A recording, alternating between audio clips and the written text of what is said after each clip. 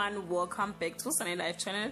Thank you so much guys for tuning in. I'm here to update you of what is going to happen on the Queen from the 4th to the 8th of January 2021 on Monday.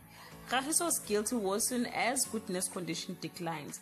Petronella and her crew get more trouble than they could have anticipated on Tuesday. The causes get an unexpected and furious guest. The Mpilo Energy Juice gang struggle to find their way out of the latest setback on Wednesday. Hector is adamant that someone will have to pay for Soli's crime.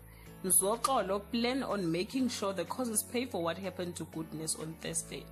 Goodness has another surprise for Kagiso as she starts over or as she starts to recover.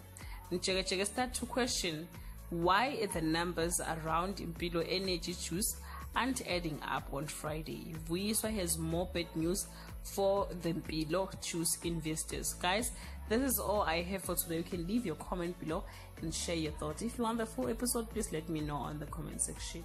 Bye.